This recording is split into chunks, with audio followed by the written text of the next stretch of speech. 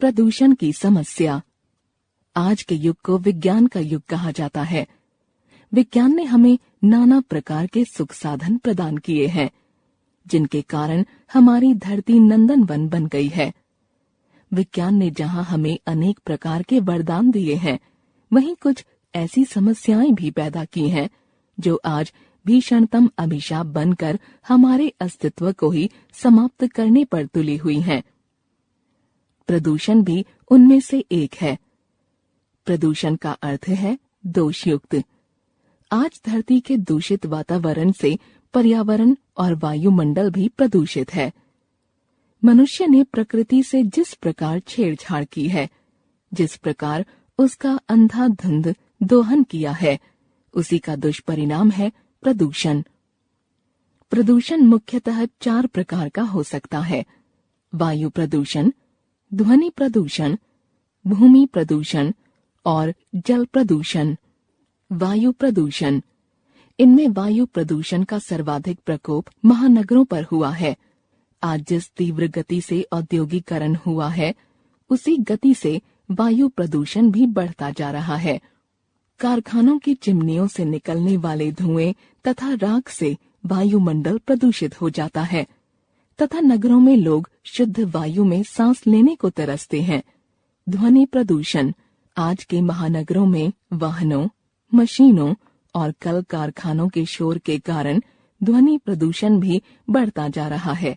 तेजी से आते जाते वाहनों के शोर के कारण मानसिक तनाव तथा हृदय रोग, रक्तचाप जैसी व्याधियां जन्म ले रही हैं। भूमि प्रदूषण। भूमि प्रदूषण के लिए भी आज का विज्ञान ही उत्तरदायी है। अधिक अन्न उगाने के लिए जिस प्रकार की रासायनिक खादों का प्रयोग किया जा रहा है, उससे भूमि प्रदूषित हो रही है। कीटनाशक दवाइयों के प्रयोग से अनेक प्रकार की विपत्तियां मानव को सता रही हैं। जल प्रदूषण। इन्हीं कारखानों से निकलने वाले दूषित पदार्थ, कचरा तथा विषैला रसायन आदि कुछ नदी नालों में बहा दिया जाता है, जिससे उनका जल प्रदूषित हो जाता है। गंगा जैसी पवित्र नदी का जल भी आज प्रदूषित हो गया है। जब जल प्रदूषित होगा तो शुद्ध जल कहाँ से उपलब्ध होगा? प्रदूषित जल का सेवन करने से अनेक घातक रोग हो जाते हैं। प्रदूषण एक घातक समस्या है।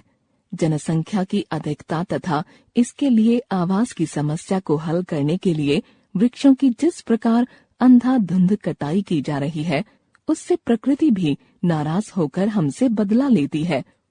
आज शुद्ध जल, शुद्ध वायु का नितांत अभाव होता जा रहा है।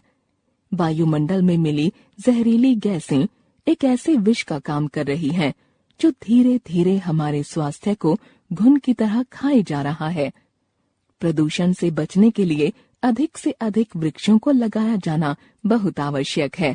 इसके लिए युद्ध स्तर पर प्रयास किया जाना आवश्यक है। सरकार के ऐसे उद्योगों को आवासीय स्थानों से दूर लगाना चाहिए जो प्रदूषण फैलाते हैं। वनों की कटाई पर रोक लगाना भी परमावश्यक है। सरकार को ऐसे कानून बनाने चाहिए जिसमें स्पष्ट निर्देश दिए गए हों कि जो उद्योग प्रदूषण फैलाएगा, उसके विरुद्ध कठोर कार्यवाही की जाएगी। जीवन में खेल कूद का महत्व। शरीर माध्यम खलु धर्म साधनम। मानव जीवन में अच्छे स्वास्थ्य का महत्व असंदिग्ध है, क्योंकि मनुष्य जितने प्रकार के भी कर्तव्यों का पालन करता है, उनका आधार उसका शरीर ही है। स्वस्थ शरीर वाला व्यक्ति इस संसार के सभी प्रकार के सुखों का भोग कर सकता है। जिसका शरीर ही रुग्ण, दुर्बल या अशक्त है, उसका आत्मविश्वास जाता रहता है।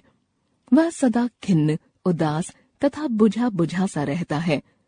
कदम कदम पर उसे निराशा का सामना करना पड़ता है। स्वस्थ देह मानव के लिए अनुपम वरदान है। यह सर्वोत्तम सुख है। इसलिए कहा गया है, पहला सुख निरोगी काया। इस काया को निरोगी तथा स्वस्थ बनाने के लिए खेल कूद का महत्व है। खेल कूद कई प्रकार के हो सकते हैं। केवल मनोरंजन करने वाले खेल कूद जैसे शतरंज, कैरम बोर्ड, ताश, चौपड़ आदि। व्यायाम के खेल कूद जैसे कुश्ती, तैराकी, hockey, football, volleyball, cricket, kho kho, kabaddi, basketball, badminton, judo, karate, घुड़सवारी, हर प्रकार की दौड़ें आदि। धनोपार्जन के लिए खेले गए खेल, सर्कस का खेल आदि। आज के युग में राष्ट्रीय तथा अंतर्राष्ट्रीय स्तर पर जो खेलकूद खेले जाते हैं उनसे ध्येय की प्राप्ति अवश्य होती है।